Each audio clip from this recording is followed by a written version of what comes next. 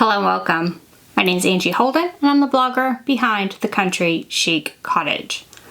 So I have wanted to make a video on custom patches for over a year now. I have been obsessed with ordering custom patches, embroidered patches, chenille patches, you name the patch, and I have been obsessed with it. Now, Ninja Patches is owned by the same great company that owns Ninja Transfers, and this video is sponsored by them. However, all projects and opinions are my own, and trust me when I say that I have been obsessed with custom patches for a long time. It's not just because Ninja came around. So, I finally ordered some patches from Ninja Patches and loved them. So I thought I would make this video because I made myself a book tote with lots of bookish patches on it. Really fun, really easy to do once you get your patches in. The hard part is basically deciding on your design and ordering your patches, deciding what type of patch you want as well, because I'm going to show you in this video, and this is only a fraction of the different types of patches that Ninja Patches has. So tons of different variety. So if you can think of a patch and you're like, I wish I could just order this type of patch from somewhere and use a custom design, Ninja Patches probably has what you are looking for. So first, let's take a look at the ordering process.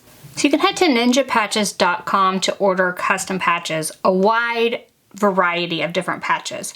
We will take a look at several of these options later on in this video.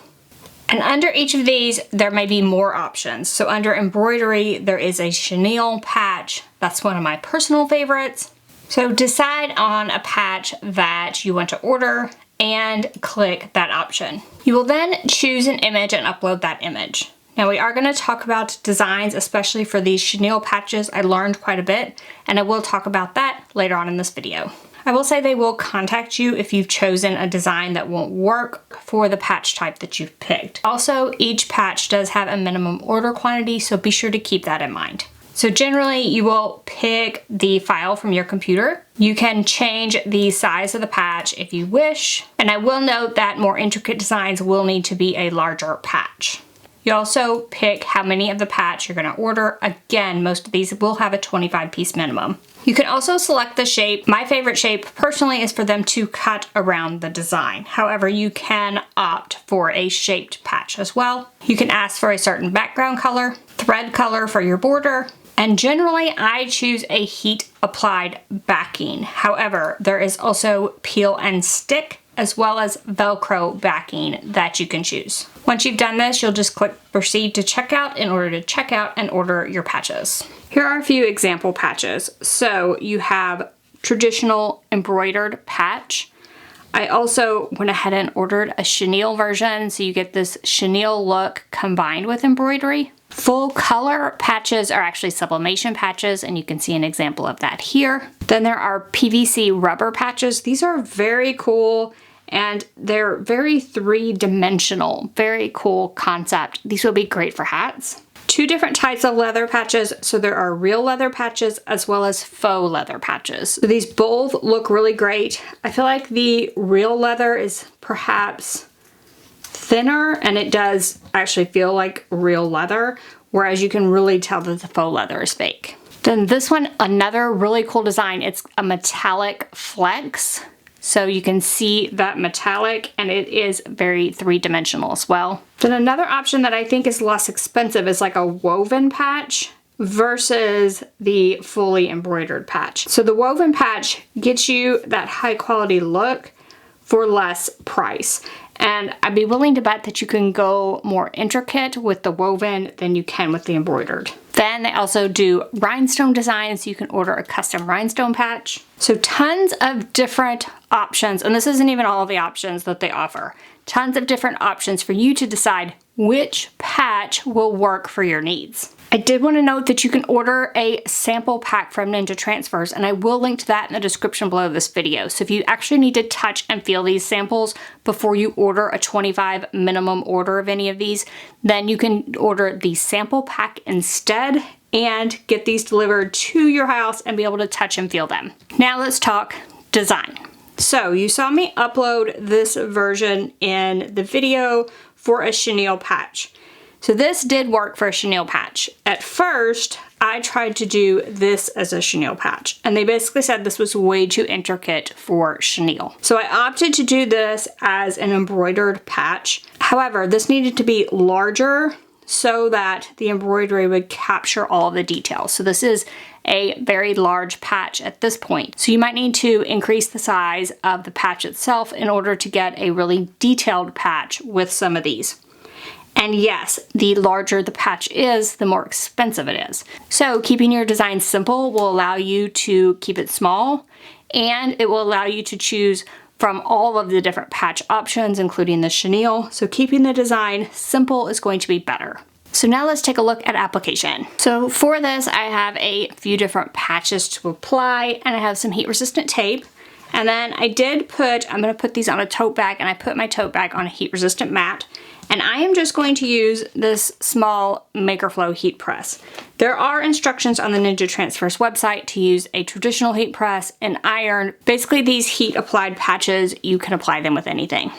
Now, I did make this tote bag in another video, and I will link to it in the description below this one. So first I'm gonna kind of decide where I want my patches to go on my tote bag. And I am heating my heat press to 350 degrees Fahrenheit, and 20 seconds is a good starting point for the patches themselves. So for each of these, you do want to preheat the surface. So I'm just going to kind of preheat the entire tote bag, just like removing any wrinkles. Never hurts to preheat.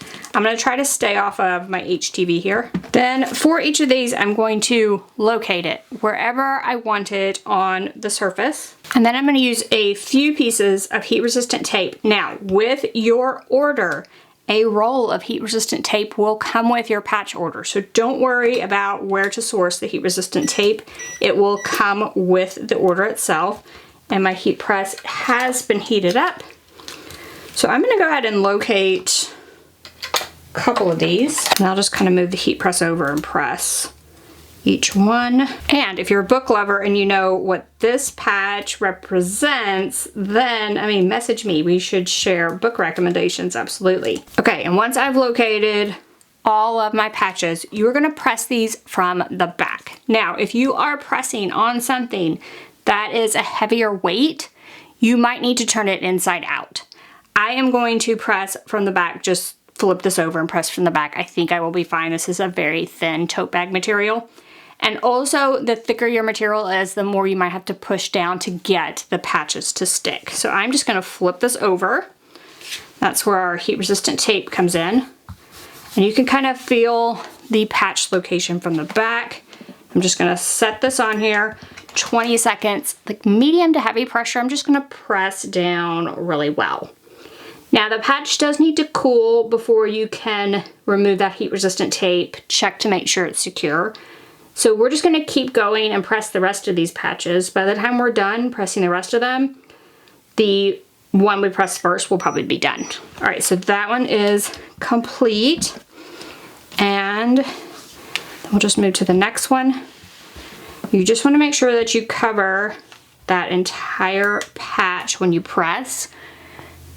If you need to use a larger heat press, of course, you would do that to cover the entire patch. Now these instructions are for the ones that are heat applied. For the other versions, there will be instructions on the Ninja Transfer's website, and a QR code does come with your order. So I'm just gonna continue and press all of these, and then we will see the results. All right, last one is done. So now I'll just flip this back over. And probably the one I pressed first is probably cool by now. So what you wanna do is remove this heat resistant tape, and you want to check the patch. Is it stuck everywhere? You may need to flip it back over, press it again. Like I said, for thicker materials, turn it inside out. So this first one looks great. Next one is that chenille. Just remove the heat resistant tape, then just check to make sure it's adhered everywhere. It is. Now this tote bag, like I said, this material is very thin, so I kind of had to pull it apart. You could have put protective paper in between the layers, but I'm not worried about it. Like, it's a tote bag, it'll be fine. All right, and these should be fairly cool. All right, everything seriously stuck so well on here the first press. So I love the variety of patches, and I made myself a patch tote bag in just a few minutes with custom patches from Ninja Transfers. So now you saw how easy it is to apply these. So this is great for if you just want to order custom patches for an event, a team, different things like that.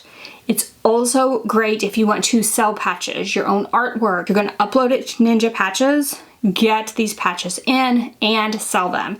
I would encourage you to be sure to include the instructions for pressing if you are going to sell your patches. So be sure to include all the instructions, typically for a home iron if you are going to sell them, which is why I love the custom patches from Ninja Patches, because there are instructions for a home iron. They don't even need a heat press. They don't need an easy press to actually apply the patches themselves. Now, you do get a roll of heat resistant tape with your custom patches order. If you're gonna sell these patches, you might wanna come up with a way to like put 4 or 5 small pieces of tape within the package so they have that in order to hold their patch in place while they iron. That would be the only, I think, tricky part, is getting the tape to your customer if you're gonna sell your patches. But if you're going to just use them for yourself or to make something for, you know, bookish tote bags to sell, or merch for a team or an event you're going to be doing, you know, custom logo patches for hats, seriously, check out Ninja Patches. Order a sample pack if you would like. I mentioned that, so you can see all the different variety, and you saw just how easy it is once you get them in to press them. So now all that's left for you to do is decide what type of custom patch is in your future. So if you have any questions about ordering custom patches, drop down in the comment section, ask away. If you liked this video and it helped you, give me a thumbs up. And if you haven't already, head on over to my YouTube channel, hit that subscribe button. I have videos just like this one every single week, and trust me, you don't want to miss any of those. So thank y'all so much for joining me, and I'll see you next week. Bye-bye.